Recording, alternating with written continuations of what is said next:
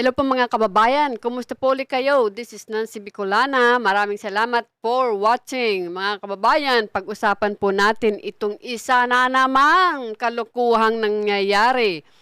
Ito pong bagong henerasyon, Representative Bernadette Herrera, mayroong ibinulgar. Mayroon palang, kumbaga, parang kalukuhang nangyayari po dyan sa LTO.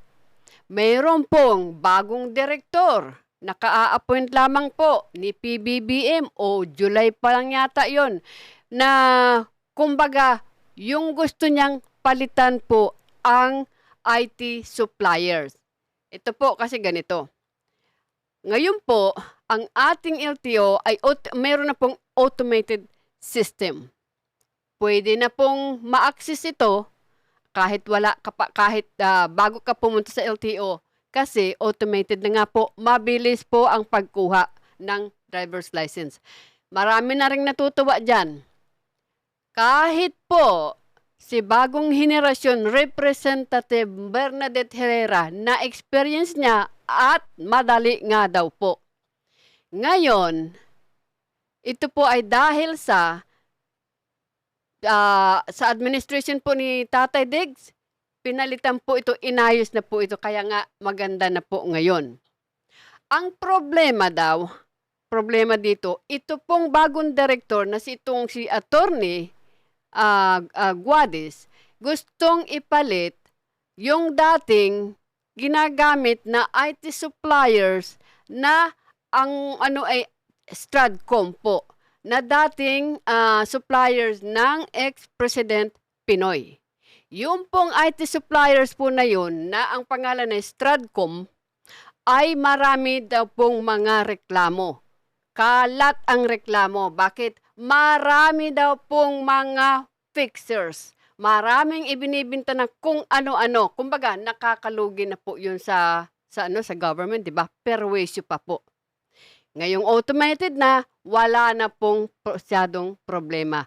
Ang nakakapagtaka, bakit ka bago-bago po ni Director Guadis, gusto niyang ipalit, talagang gusto niyang ipalit yung dating, yung Stratcom. Kaya nga po, papabayaan ko po na ipaliwanag po sa inyo na Representative Bernadette Herrera, and then we'll follow kung ito po. Nakakapagtaka. Isa na naman po itong. I rise on the occasion of personal and collective privilege regarding a matter that this representation believes to be quite urgent. But first, I hope this august body will allow me to quickly narrate a personal experience. I recently renewed my driver's license, which took me less than an hour to complete. The process was quite efficient as the steps were mostly contactless and automated. While I was sitting in the waiting area, a number of my companions were recounting the comprehensive driver's education exam that they took prior to visiting the LTO and applauding its high-tech execution. As many of you may know, this exam is now also fully automated. Test takers are instructed to keep their heads as still as possible. Otherwise, the system will detect possibility that answers are being read on the side or that the examinee is being coached by someone. There's also an algorithm in place to make sure that no tests are identical in terms of sequence and question placements. In short, sa mga kababayan, grabe! Nadidetect din pala pag ikaw ay nandadaya. Wow! Tapos gustong palitan ni Attorney Guadis? It is possible to have a ready-made answer key. I am quite impressed that this technology is in place, Mr. Speaker. One of the people I chatted with, let's call him Mang Fred, told me something so candid, yet so full of truth and pragmatic insight. Ma'am, yan ang pinakamagandang paraan para mabawasan ang mga kamote driver at kamote rider sa kalsada. Dati kasi kapag manual ang pag-e-exam, lahat pasado.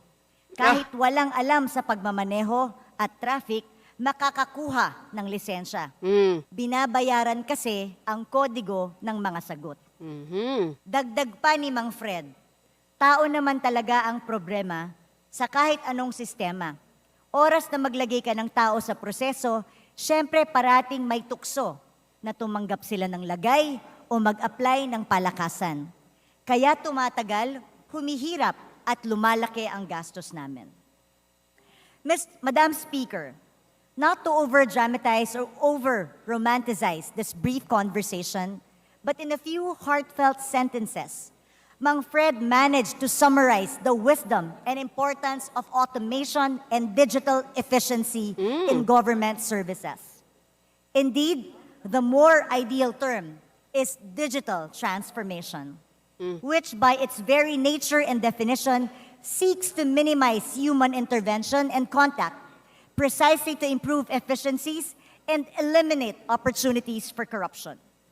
Our Honorable President Ferdinand Marcos Jr. himself touched on this topic during his SONA, instructing the DICT to fast-track the digitalization of government agencies and to ensure that the information technology capabilities are at par with the latest technology.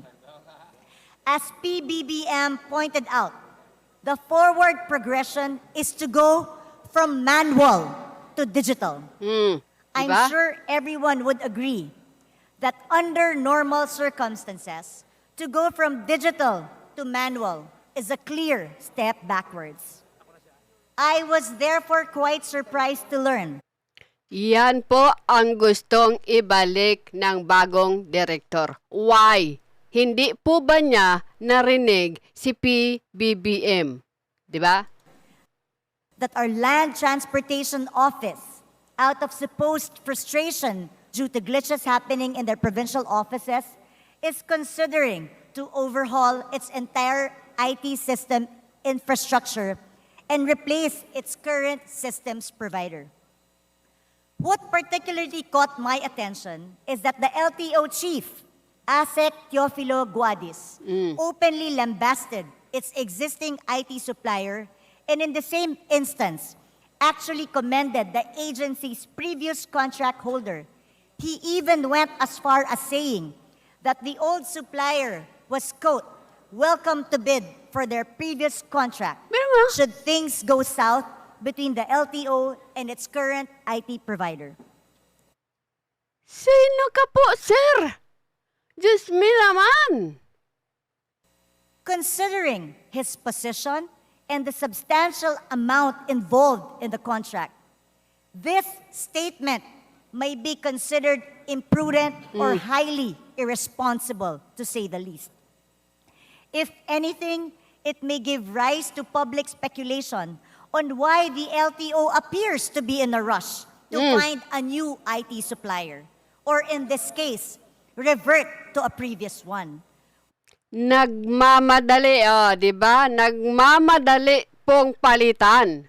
My God! Bilyon po ang ginastos dyan, sir. So, from automated, gustong ilagay sa manual? Kalukohan ng LTO. And they have a signed active agreement with an existing corporation. Ang bilis namang nilang makita ang kapalpakan, kakaupo pa lang nila. Yun. Ang bilis makita ng mga mali.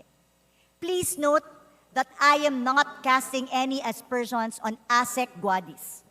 However, this is an issue that will affect millions of our countrymen.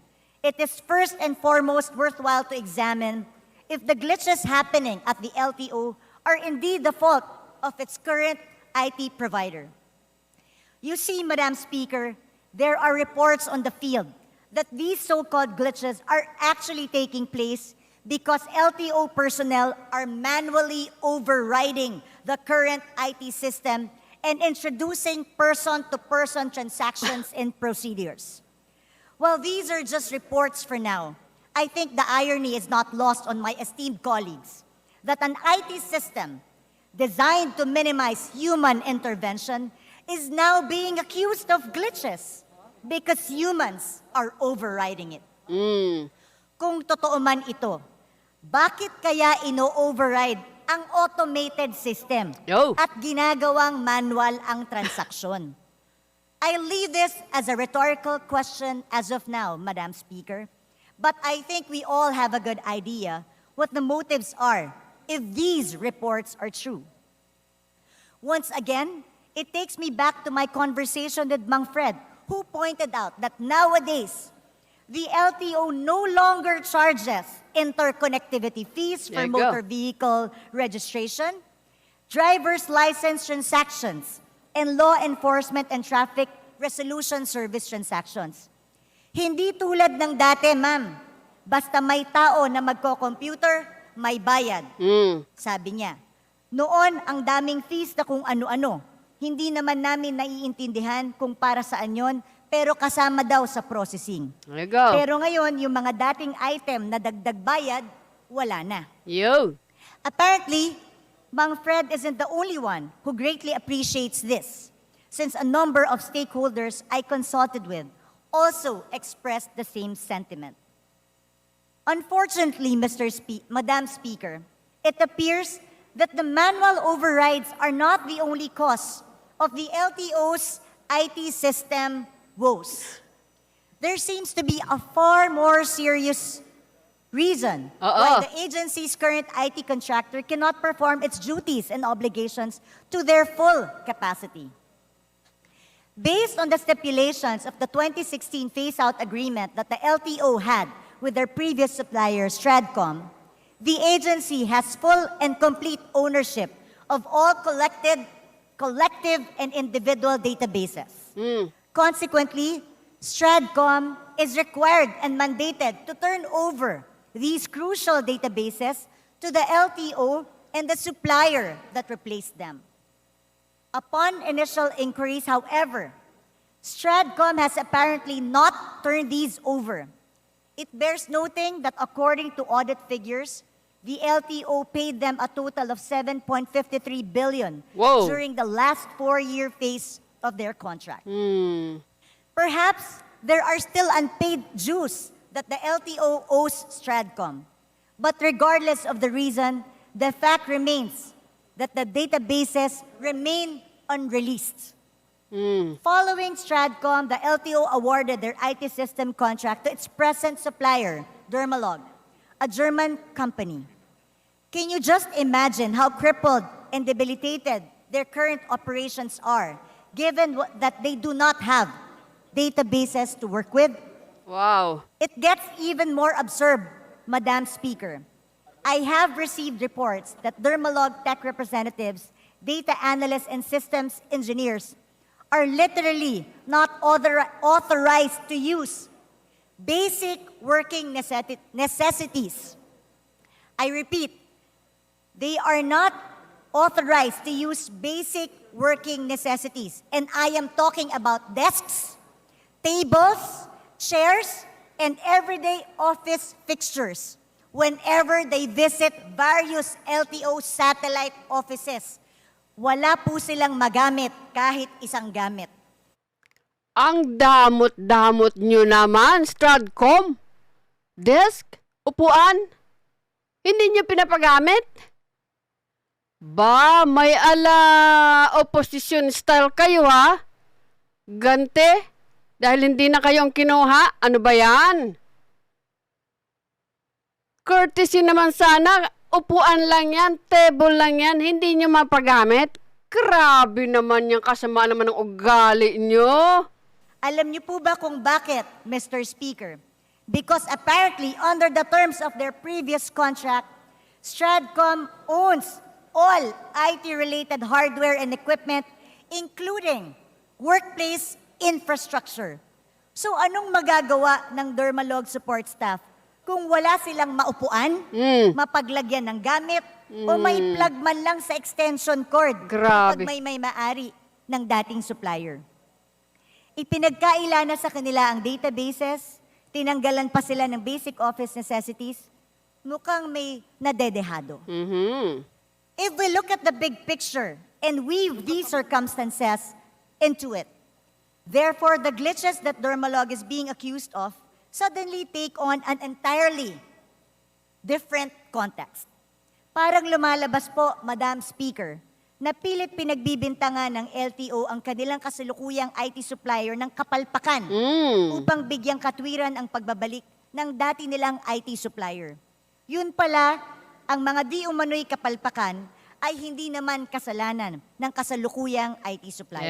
Oh my gosh. Kung mangyari man na mapalitan talaga ang IT supplier ng LTO, will their systems revert and undergo back to square one reboot? Will we see the return of manual transactions and collections? Won't these open doors for non-appearance and no-show transactions na naman? This will encourage and perpetuate corruption. Malaking ginhawa para sa ating mga kababayan noong tinanggal ang mga tingi-tinging bayarin sa LTO. Babalikan pa ba talaga natin ito? Yan ba ang nais ni LTO Chief Attorney Jose Guadis? I call on Attorney Guadis, paki-specify po and provide evidence. Yeah. Ano po ba ang glitches na sinasabi ninyo? Gusto po naming maintindihan sa Kongreso. Paano po naging mas inferior ang automated sa manual? Bigyan niyo po kami ng eksplanasyong konkreto at hindi kung anong kwento. Mr. Speaker, Madam Speaker, this representation believes that as the people's house, it is our bounded duty to look further into the matter by holding hearings to determine whether the LTO truly needs to consider replacing their IT systems provider. Ano po bang mangyayari sa mga frontline services that are fully operating using the new service provider? For example, yung driver's license renewal offices. If the old service provider is given preference, ano pong mangyayari sa interconnectivity ng mga driver's license renewal offices? Same with vehicle inspection centers who were required by their guidelines to build their IT system around the new service provider. Ano pong mangyayari sa mga medical clinics and driving schools? The positions of these stakeholders should also be sought as any shift in the LTO's IT infrastructure concerns them directly, which in turn impacts the millions that these frontline agency partners serve on a daily basis. More importantly, we must ascertain if doing so will translate into tangible benefits for our countrymen or will end up as an additional burden, Madam Speaker. Huwag na po nating pahirapan ang ating mga kababayan. Life is already hard as it is. The facts suggest that the LTO may have other reasons for suggesting this course of action. In this regard, I encourage my dear colleagues to exercise our congressional powers of oversight so that we may, through investigation or remedial legislation, shed the necessary light on this issue. Thank you, Madam Speaker. Maraming salamat po. Halos manggigil si Representative Bernadette Herrera dito sa mga nangyayari, mga kababayan, kasi ang hirap isipin na maayos na nakawala na sa dating Stratcom na maraming complaint, na maraming mga fixers na papaikot-ikot. Ngayon malinis na, wala na, maayos na, gusto na, impress na po ang mga tao. Pero bakit nga ba gustong-gustong ibalik nitong bagong director, Region 1 director na si Attorney Guadis? Isang buwan ka pa lang yan po yata dyan na ikaw ang director dyan, or, di ba? Ang ibig ko pong sabihin, bakit po, sabi nga po ni Representative Herrera, bakit ang aga ninyong nakita ang mali? Ay bago-bago pa lang po talaga kayo dyan. Ay, ewan ko kung saan kayo nagtrabaho, but yung posisyon na yan, sabi nga po ng ating congresswoman, kakaupo nyo pa lang. Nakita nyo na agad ang mali. Ang problema dito, sobrang bilis nyong papalitan. Samantalang noon, sobrang daming nagrireklamo. Not a single one of you ever tried to change the system. Now that we have a better system, you want to revert to the old one? Ano po ang dahilan? 'Di ba? Siguro po mga kababayan, kaya ayaw nilang ipagamit or ayaw nilang ibalik yung yung database ba yun, siguro kasi they are really hoping, the Stratcom, na maiibalik sila kasi yun po ang gustong gawin ng bagong regional director na si Attorney Guades. Ayan mga kababayan, narinig po ninyo na gustong ipatawag yan, magkaroon ng hearing. Ano ba ang problema? Bakit? Kabago-bago nyo po lang dyan, gusto nyo nang palitan. Abay, napakalaking sistema ito mga kababayan.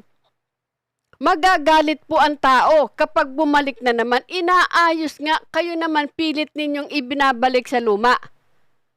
Yan ang problema. PBBM, ito na naman po. Noong isa, may nagmadaling import ng sugar under your nose, di ba? Ngayon naman may nagmamadali na naman PBBM. Ito na naman po gustong ibalik doon sa old ones.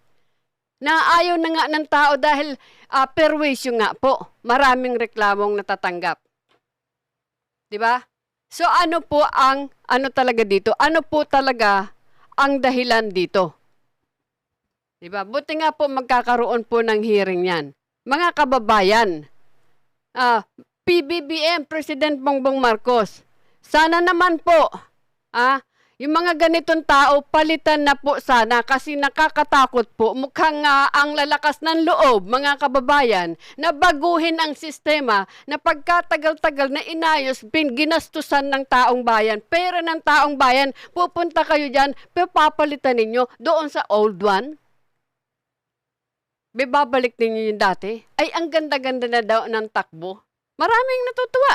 Mismong si Representative Bernadette Herrera na-impress din siya. So, sino kayo para papalitan ninyo at ibalik yung dating bulok na sistema? So, yun lang po mga kababayan. Maraming salamat po at hopefully tingnan po natin kung ano ang maiipaliwanag ni Atty. Guades dito. Bakit gusto nyong ibalik doon sa dati?